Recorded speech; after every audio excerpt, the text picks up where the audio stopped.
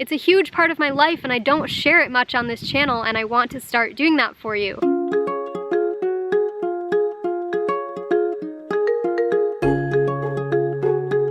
What's up guys, it's Alyse, and I have been procrastinating and putting this video off for months and months and months. So I am really sorry for anyone who has been waiting for this video for a while.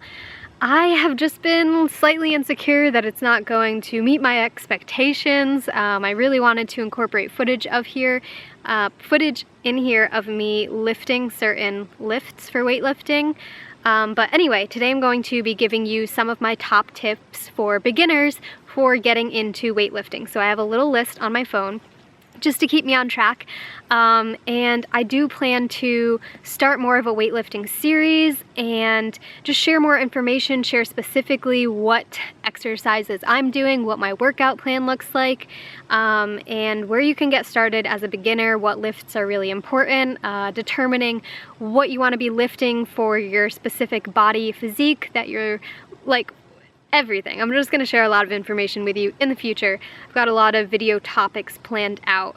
And then I do want to record as well videos about how to have proper form for certain lifts, and that's what I've been putting off even more because I don't have somebody to record me doing these certain lifts, and I don't want other people in the background of the gym, etc, etc.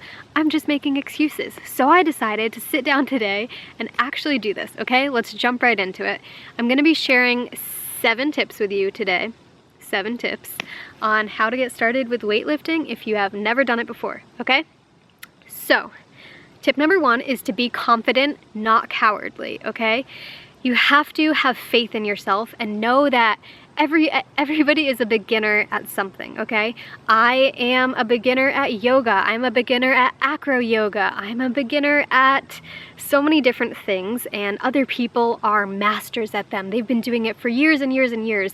And it's best to just be confident and know that you can learn anything. You have the ability to become a master at anything that you choose to. So just don't be cowardly, don't be fearful, don't think that you're going to be horrible at it, because you have the ability to be great at it. So just be confident and understand that you might have poor form in the beginning, you might lift a little too little, lift a little too much. There are going to be errors in your journey, and that's just something that comes with anything new that you're learning. So just be confident. Tip number 2 is to stretch before and after. Now there are different types of stretches that you should be doing before and after. You shouldn't really be doing steady state stretches like stretching like this for your shoulder. You should be doing those afterwards. Beforehand, you want to be doing dynamic stretches, so things that you're moving. So you want to be doing shoulder rolls. You want to be doing arm circles to warm up your shoulders instead of just like stretching them out like that. Does that make sense? Same thing with legs. So you want to be doing things like leg swings to get your legs moving instead of just doing a quad stretch like that. You want to be doing stretches like this after you work out, but beforehand you want to be doing this. Okay, so there's different types of stretches, and I'm going to share more information about that in future videos, but you should be stretching a little bit before and after just to get your body moving. Foam rolling is also important, just mobility in general. You don't want to just go into the gym and start lifting weights. You need to get your body moving beforehand. I also love doing body weight exercises before I start lifting weights. I'm like sitting on all these little chestnut things. So if I'm going to be squatting one day, I will just do body weight squats before I start moving, and I'll do things like leg swings, and I'll do some of these to like get my hips opened. Anything with movement is great beforehand. Okay, tip number 3 is to start out slow and use a lower weight in the beginning to avoid soreness and injury as well. So you don't want to go into the gym and just start lifting a weight that feels like super duper heavy. You want to start slow because it's easier to learn proper form when you have a lower weight. So I personally would go into the gym as a beginner, and if I were to do shoulder presses, maybe I would use 5 pounds or 10 pounds and make sure that I'm bringing my arms all the way down and all the way up. all the way down and all the way up, and just making sure that I'm activating my shoulders and just really keeping my body tight while I'm doing that movement. Instead of just kind of going like this, I would really try and focus on the movement and the specific form, and that's easier to do with lighter weight in the beginning. And you can start with higher rep ranges, lower weight, and then you can kind of play around with that. I'll be making another video about how to know how many reps to do for each exercise and how many sets based on your personal physique goals. But I think that higher reps and lower weight is great for beginners, just so you're not super sore or get injured from lifting too much with improper form. Okay, tip number 4 is to focus on nutrition, because exercise isn't everything. I know there are different percentages that people use. Some people will be like, oh, it's 80% diet and 20% exercise, or 70% diet, 30% exercise. But nutrition is really important, and you've got to focus on that. You can't be eating crap after you exercise or before you exercise. It's not going to weigh out properly. It's not going to balance itself out.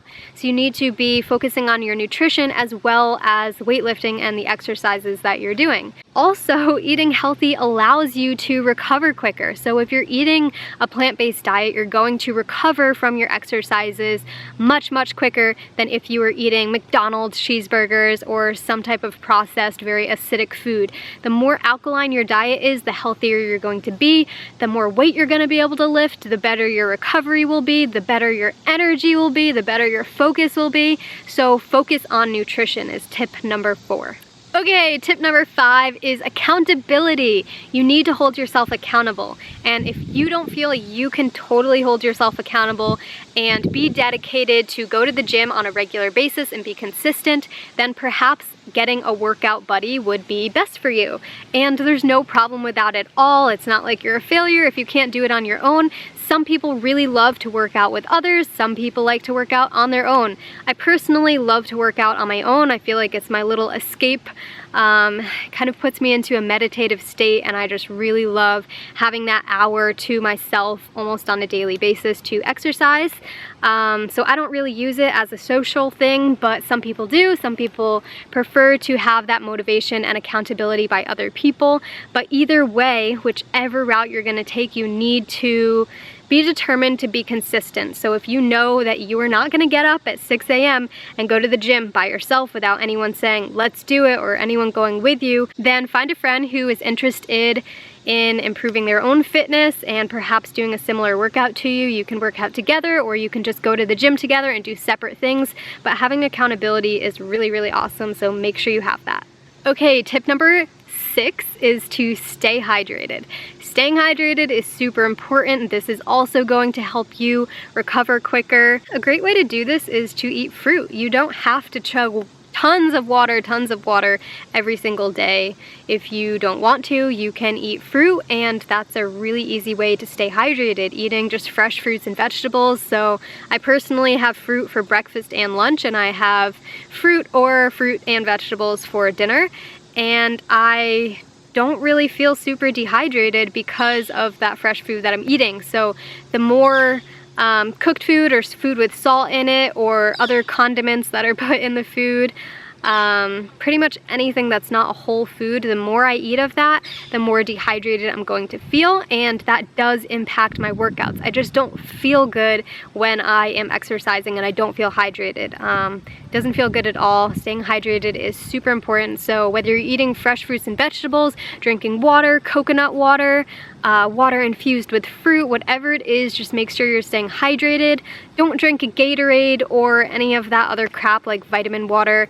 Look at the ingredients on that stuff. You don't want to be consuming that. It's not beneficial for your body. The best way to stay hydrated is with fresh food or water or coconut water, anything that is made from the ground and not packaged and processed. All right, the very last tip, tip number 7, is to get enough sleep.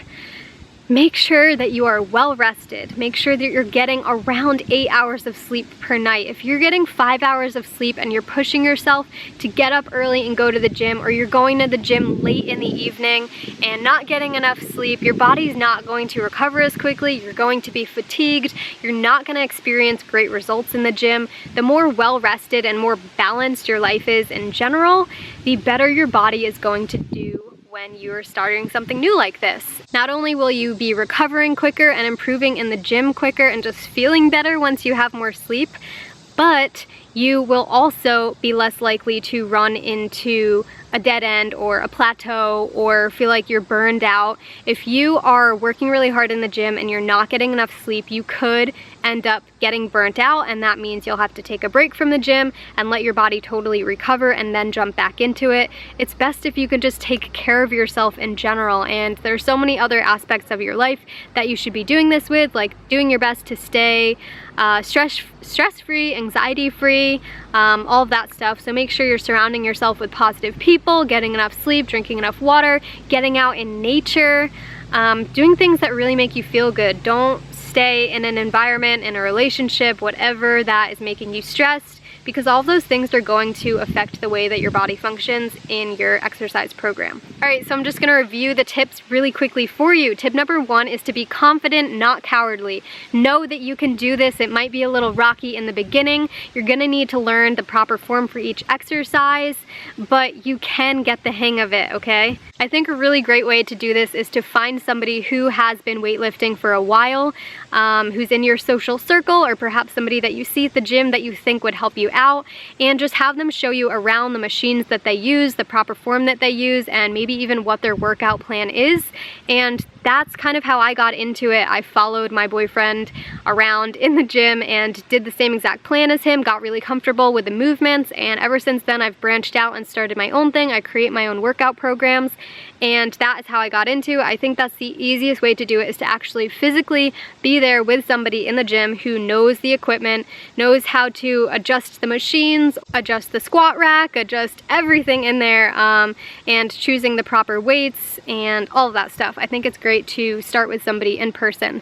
If you don't have that, that's totally cool. There's so many resources online, like bodybuilding.com, YouTube, just YouTube proper form for whatever exercise it is. I'm gonna put some of that information down in the description below, just so you can kind of get started on your own, and I will have more videos about this in the future. Okay, again, tip number 2 is to stretch before and after your workout. So make sure you're doing dynamic stretching where you're moving around before your workout, and then you can do other stretches afterwards. Like if you're laying in the sauna, then you can be doing whatever stretches you want to, where you're just holding your leg or stretching like this, or trying to do a split, or stretching your triceps, whatever you want to do. Tip number 3 is to take it slow. Don't lift crazy heavy weight when you first go into the gym. Don't go overboard. If you feel that your workout is starting to really tire you out, just take it easy. Next time you go to work that body part, you can push yourself a little bit farther, a little bit farther, a little bit farther, but you don't want to just go crazy the first day in the gym, because then you're going to be sore for a week after that, and you're not going to want to continue and be consistent. Tip number 4 is to focus on nutrition. You guys know how important this is. You've got to be eating clean. You can't just exercise all of the crap that you're eating away. That's not how it works. You have to be treating your body like a temple, taking care of your body, and understand that the more healthy you eat, the better your body is going to perform in the gym. Tip number 5 is accountability. Hold yourself accountable, or get a workout buddy, or work out with a group of people. Tip number 6 is to stay hydrated. This is key for every area of your life. If you're dehydrated, your brain's not going to be able to function that well, your body's not going to be able to function that well, so stay hydrated. Tip number 7 is to get enough sleep. Be well rested. This is really, really essential to experiencing growth in the gym. So make sure that you make time in your life for enough sleep, whether that's sleeping in a little later in the morning, going to bed a little earlier at night, set alarms for yourself. Just be dedicated to getting enough sleep, because this is really important.